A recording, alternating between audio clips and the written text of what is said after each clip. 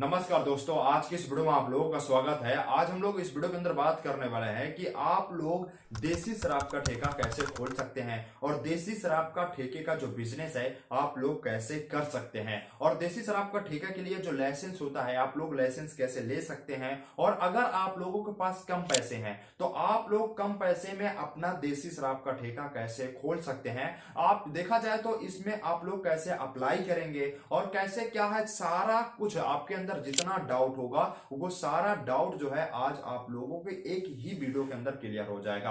आप लोगों से मेरी एक रिक्वेस्ट है कि अगर आप लोग देसी शराब का ठेका खोलना चाहते हैं या देसी शराब का जो बिजनेस है अगर आप लोग करना चाहते हैं तो आप लोग इस वीडियो को लास्ट तक देखिएगा, क्योंकि अगर आप लोग इस वीडियो को बीच में ही छोड़कर चले जाते हैं तो इससे रिलेटेड जो सारी जानकारी है वो आपको नहीं मिल पाएगी। कि अब तो आप लोगों को अगर जानकारी नहीं होगी तो आप लोग अपना इसके अंदर अप्लाई नहीं कर पाएंगे, इसका लाइसेंस जो है वो नहीं ले पाएंगे, इस लाइसेंस की फीस क्या होती है वो लाइसेंस फीस का नहीं ले पाएंगे। तो मतलब जो भी हो आपका सारा डाउट आज इसकी वीडियो के अंदर क्लियर हो जाएगा। तो आप लोग इस वीडियो को लास्ट तक देखिएगा, तभी आपको सारी जानकारी मिलेगी। और आप लोगों से मेरी एक रिक्वेस्ट और है कि अगर आपको ये मेरी वीडियो पसंद आए तो चैनल को सब्सक्राइब और वीडियो को लाइक जरूर करिएगा। चलिए शुरू करते हैं। तो सबसे पहले अगर देखा जाए कि अगर आप लोग देसी शराब का ठेका चलाना चाहते हैं या इसका ठेका लेना चाहते हैं तो इसमें एक ही दिक्कत होती है कि ये मुझे इसका लाइसेंस कैसे मिलेगा।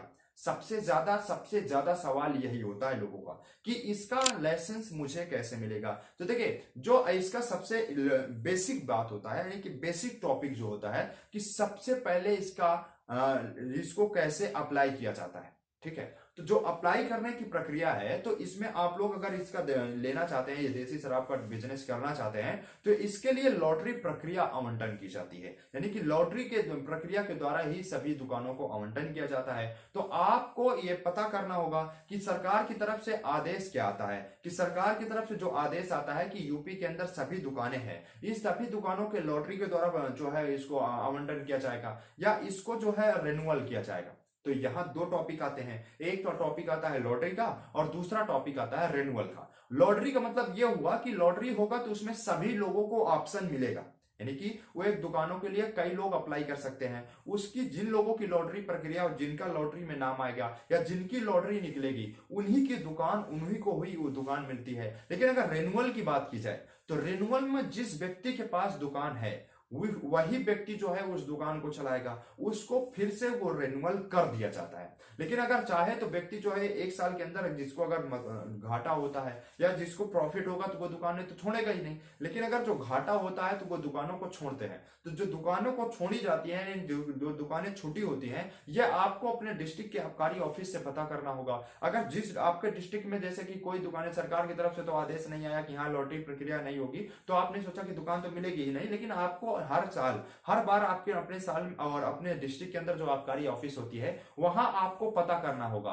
कि अगर जो दुकानें, क्या शायद ऐसा भी होता है कि कुछ दुकानें आपके डिस्ट्रिक्ट के अंदर दो तीन दुकानें जो हैं वो छूट भी जाती हैं तो उसमें आप लोग अपनी लॉटरी डाल सकते हैं। उसके लिए, उसको लेने के लिए आप लोग अप्लाई कर सकते हैं। तो अगर आपकी वो लॉटरी क्लियर हो जाती है तभी आपको दुकानें मिल जाएंगी, और अगर वो लॉटरी, वो दुकानें अगर आपके डिस्ट्रिक्ट में नहीं छुटती है तो जो सरकार की तरफ से आदेश आएगा कि हाँ सभी दुकानों को लॉटरी प्रक्रिया के द्वारा आवंटन किया जाएगा या लॉटरी प्रक्रिया के द्वारा जो है सभी दुकानों को दिया जाएगा, तो अगर उसमें फिर आप लोग अपनी लॉटरी डाल सकते हैं। ठीक है, ये दूसरा वो हो गया। लेकिन अगर देखा जाए कि जैसे कि अगर मान लीजिए मैं लॉटरी तो अप्लाई कर दिया, ठीक है, तो इसका आगे का रिक्वायरमेंट जो सबसे ज्यादा लोगों को डाउट होता है कि इसमें क्या क्या डॉक्यूमेंट्स मेरे लगेंगे। तो देखिए, डॉक्यूमेंट्स को मैं इस वीडियो के अंदर क्लियर कर दे रहा हूं कि जैसे देखिए आपकी जो एक वो हैसियत प्रमाण पत्र होता है ये लगेगा, दूसरा आधार कार्ड लगेगा, तीसरा नंबर आपका पैन कार्ड वगैरह लगता है, और जो आपके थोड़ा छोटे मोटे जो डॉक्यूमेंट्स है वो लगते हैं, लेकिन मेन डॉक्यूमेंट्स जो है यही है। लेकिन अगर आप लोग जो लॉटरी डालने जाएंगे तो उस लॉटरी डालते समय कुछ डॉक्यूमेंट्स की अलग से रिक्वायरमेंट होती है, तो वो डॉक्यूमेंट्स आप लोग वो कंप्लीट कर लेना है। लेकिन मेन डॉक्यूमेंट्स यही लगते हैं। अब बात यहां ये भी आती है कि हैसियत प्रमाण पत्र की। ये जो हैसियत प्रमाण पत्र है ये मेरा कितने का होना चाहिए, मतलब कि यहां ये भी देखा जाता है और लोगों को कमेंट ये भी रहता है कि ये हैसियत प्रमाण पत्र है ये कितने हजार या कितने रुपए का या कितने पैसा का या कितनी है मेरी हैसियत के हिसाब से होना चाहिए। तो देखिए, ये जो आपका डाउट है ये भी क्लियर हो जाएगा कि देखा जाए अगर कि जो दुकानें आप लोग ले रहे हैं तो उस दुकान के हिसाब से उसमें हैसियत प्रमाण पत्र भी लगता है। जैसे कि एग्जांपल मैं बताऊं तो 10 लाख लाइसेंस फीस वाली दुकान कोई है तो उसमें आपको 15 या 16 लाख वाला हैसियत प्रमाण पत्र लगेगा। मतलब यह है कि देखा जाए कि जितने दुकान आप जिस दुकान को जितने के हिसाब से लाइसेंस फीस है, उस दुकान के जितने ज्यादा उस लाइसेंस फीस होगी उतना ज्यादा ही आपका हैसियत प्रमाण पत्र लगना चाहिए, तभी आप लोग उसके लिए अप्लाई कर सकते हैं। ओवरऑल देखा जाए तो हैसियत प्रमाण पत्र इसलिए मांगा जाता है या इसलिए किसी भी बिजनेस में देखा जाता है कि आप जिस बिजनेस को करना चाह रहे हैं तो क्या उसको करने के लिए आपके पास हैसियत है, आप उस बिजनेस को संभाल पाएंगे, आप उस बिजनेस को कर पाएंगे कि नहीं। तो देखा जाए तो इसी सब के लिए जो है आपका हैसियत प्रमाण पत्र मांगा जाता है, आपका हैसियत प्रमाण पत्र देखा जाता है। तो मतलब ये देखा जाए तो इसमें बहुत जरूरी है जो आपका हैसियत प्रमाण पत्र है, तभी आप लोग जो है इसके लिए अपना अप्लाई कर सकते हैं। दूसरा टॉपिक आपका भी क्लियर हो गया। पहला तो ये भी हो गया कि लॉटरी की प्रक्रिया के द्वारा आपका लाइसेंस मिलेगा। दूसरा आपका ये भी क्लियर हो गया कि हाँ इसमें जो है जो डॉक्यूमेंट्स वगैरह लगेंगे इसके लिए भी। तीसरा ये है कि अगर आप देखा जाए कि जिन लोगों को लाइसेंस अगर मिल जाता है उनका आगे का क्या मैटर होगा, तो देखिए देखा जाए तो यहाँ ये भी पहले ये भी डाउट को क्लियर कर लें कि जो लाइसेंस फीस होती है, क्या लाइसेंस फीस मुझे कैसे पता चलेगी। तो देखिए आपका जो शहर वाला देखा जाए तो शहर वाली जो दुकानें होती हैं उसका लाइसेंस फीस ज्यादा होता है, लेकिन अभी मैं इसमें नहीं बता सकता कि कैसे क्या लाइसेंस फीस होनी हो सकती है, लेकिन एक एग्जांपल के तहत मैं आपको जरूर बता सकता हूं। तो देखिए जो एग्जांपल के देखा जाए तो जो शहर की दुकानें होती हैं, अगर देसी की बात करूं तो 12-13 लाख भी हो सकता है, 20-22 लाख भी हो सकता है, 10-12 लाख भी हो सकता है। मतलब कोई इसका फिक्स रेट नहीं है कि मतलब कि इतना ही हो सकता है, क्योंकि अगर फिक्स आपको तभी निकलेगी, तभी आपको जानकारी मिलेगी जब आप लोग लॉटरी डालना चाहेंगे, जब आप लोग लॉटरी प्रक्रिया के द्वारा अगर संपन्न कराई जाएगी दुकानें तो उससे पहले आपको जानकारी दे दी जाती है। और अगर आप लोग, मैं यहाँ आप लोगों से एक रिक्वेस्ट ये करूंगा कि अगर आप लोग दुकानें खोलना चाहते हैं, आप लोग लाइसेंस अपना डालना चाहते हैं, तो आप लोगों को कहीं जाने की जरूरत नहीं है। आप लोग मेरे चैनल को सब्सक्राइब करिए और इसके अंदर जो भी आपका रिक्वायरमेंट होता है या जो भी सरकार की तरफ से न्यूज आती है उसका एक वीडियो आपको पहले मिल जाएगा, तो आप लोगों को जानकारी हो जाएगी। और जब आपकी जानकारी हो जाएगी तो उसमें क्या उनसे डॉक्यूमेंट्स लगेगा, उसकी लाइसेंस फीस क्या होगी, उसमें लॉटरी फीस क्या होगी, वो सारा चीज मैं वीडियो के अंदर एक्सप्लेन कर देता हूं, तो आपको जानकारी हो जाएगी। फिर आप लोग अपनी जगह लॉटरी डालना चाहते हैं तो आप लोग डाल सकते हैं, और अगर नहीं डालना चाहते तो नहीं भी डाल सकते हैं। तो मतलब ये है देखा जाए कि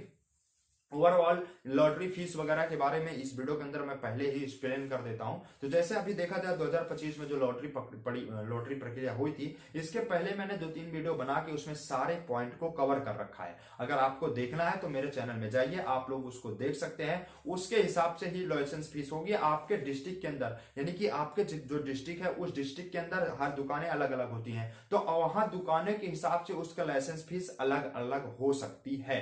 एक एग्जाम्पल के तहत मैंने आपको बताया। और अगर कंपोजिट की देखा जाए, जो अभी कंपोजिट दुकानें कर दी गई हैं, यानी कि जो इंग्लिश शराब की दुकानें हैं और जो बियर की दुकानें हैं, इन दोनों दुकानों को जो अब एक कर दिया गया है, तो इन दुकानों में क्या कैसे क्या इनका लाइसेंस फीस होगा, तो इनका भी लाइसेंस फीस 15-20 हजार भी हो सकता, 20 लाख भी हो सकता है, और आपका 10-12 लाख भी हो सकता है, 6-7 लाख भी हो सकता है। मतलब ये एरिया के ऊपर डिपेंड करता है कि किस लोकेशन पे कितनी बड़ी या कितनी छोटी दुकानें हैं, उसके हिसाब से उसका लाइसेंस फीस को तय किया जाता है, लाइसेंस फीस रखा जाता है। ठीक है। और लॉटरी भी इसी प्रकार के जो 40-45 हजार 70 हजार जो भी होता है लॉटरी प्रक्रिया, वो भी होता है। लेकिन अगर इसका जो डिटेल वीडियो है तो ये मेरे चैनल के अंदर पड़ी हुई है, आप लोग देख सकते हैं। इसमें सिर्फ एक आपको हिंट दी जाती है, ठीक है। और अगर देखा जाए तो और आगे जो पॉइंट है उन सारे पॉइंटों को आप हम लोग नेक्स्ट वीडियो के अंदर कवर करेंगे। और जैसे कि आप लोगों को अगर लाइसेंस जिनका क्लियर हो जाता है, तो ओवरऑल देखा जाए तो मैं लाइसेंस जिन लोगों का क्लियर हो जाता है वो लोग अपनी दुकानें के लिए 1 अप्रैल के बाद उन लोग अपनी अपनी दुकानें खोल सकते हैं।